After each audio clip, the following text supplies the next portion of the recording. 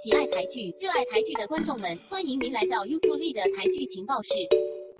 第6名，现实同居侯8天，第12集最终回。好啦，终于这部戏剧要完了。经过这12集，小编要吐槽的也七七八八了。虽然这结尾不至于烂尾，还是传统的快快乐乐在一起，甚至主仆2人的身份也可以逆转了，但还是没有解释为什么波儿随便煮碗汤就是孟婆汤，而侯8天的8天宿命也只是随便以那个算命师的什么命盘带过。12集后什么魔咒也没有解除，他们幸福快乐就行吧，那就这样吧，小编没补充。第5名，浪漫输给你，第8集。这一集里的女角色们也真的疯了，神经病。小恩不但洗冷水澡来让自己发高烧，还竟然要尝试跳楼自杀来回到现实，但不知道是不是眼小的世界是不是太美好，没有自杀，也没有了北亚和杂工，看来小恩幻想的世界就是这么的奇葩。另一边厢，很久没有提及的现实里，贺明丽为了要达到歼灭任何阻碍他的人，甚至连他弟弟也不放过，但当他要硬起心要杀掉贺天行时，却还是觉得这个世界斗来斗去才是乐趣，太早让坏人死掉太不值得，要的让他们生不如死，到底是不是小编不了解有钱人他们畸形的想法，总觉得贺明丽推销的情况已经病入膏肓，该吃药8百个胃，小编还是不太清楚在哪里有输给你。浪漫就肯定不用说，可是那是谁输给你了？是司徒傲然、贺天行还是端木清风？希望之后的剧情可以有所解答。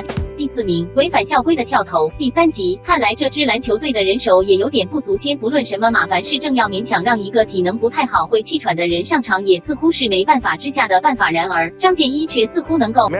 The impossible possible， 成功上场拿下关键一投，换来却是当场晕倒和不能再上场。当生命和理想只能2选其一，你们的选择会是什么？张建一似乎就选择了理想，而究竟这个结果是好是坏，其实没人可以有权左右。第3名，老姑婆的古董老菜单，第5集。原来老姑婆一时说自己是林淑美，一时说是她的好闺蜜，全都是因为她患上了阿兹海默症，然后就被廖阿水把她留在家里休息，所以所有人都误以为她已经失踪了，甚至变成鬼了。虽然这听起来有点不可思议，为什么不送她去疗养院接受治疗呢？现在的医疗长照服务很完善，把她隔绝在家可能会加剧病情而已，这或许是像何文翰的局外人第一时间会联想到的，但只要问问身边的老人，他们是否愿意离开家里，在一个陌生的环境被陌生人照顾呢？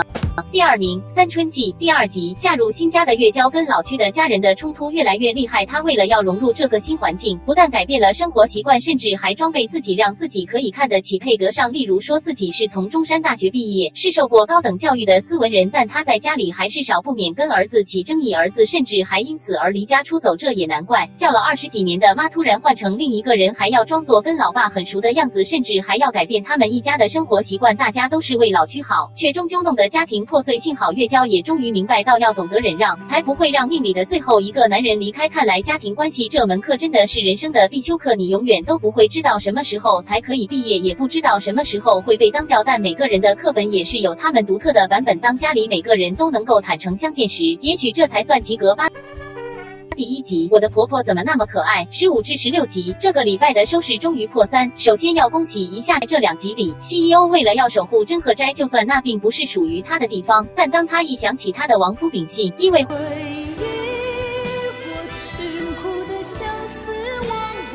可能就是这股牵挂，让他还是要鼓起勇气面对，所以他或许对秉信的爱也投射到发贵身上，因为不忍心真鹤斋倒下，最终也用机智来吓退那对3兄弟。而另一边厢，发贵对于吃有一份执着，从小在老师傅的熏陶下学习功夫，对于用料、手工这些细节也已经到了，只可惜他的 SOP 在真鹤斋也行，大企业他们有统一的 SOP， 就算会害人也不许改动。有些人或者会觉得像发贵不懂变通，很传统死板，但这是他的原则，要得顶天立地，不偷工减料。如果任何人想要动摇，那就这其实很好啊，只不过可能是发贵没有接触过世面，当遇到人性的试探，他终究还是落得被炒鱿鱼，但或许这会使他的信念更坚持吧。好，这就是久违的本周排名。而下礼拜天晚间10点，在民视和 Line TV 将会有新的戏剧《黑喵之情》，由施明帅、连俞涵、简曼书和王嘉良主演的。这是可算是一个奇幻推理也有动保元素的戏剧。故事里的男主角经历丧妻后，突然就发现自己拥有听到动物的声音的能力，他决定拥有这股神秘的能力来帮助别人，却在无意间发现当年妻子的死不是意外。虽然说小编不是很相信什么宠物沟通师这些，但说不定他们就是有超能力，不是吗？而且就算我们没有超能力，我们也要的让自己体会站在动物的立场，他们也是有灵魂，也是应该有基本的权利，但我们却似乎经常忽略他们的声音。如果我们对待他们就犹如对待人类，那他们的处境不是会更好吗？这个值得大家深思。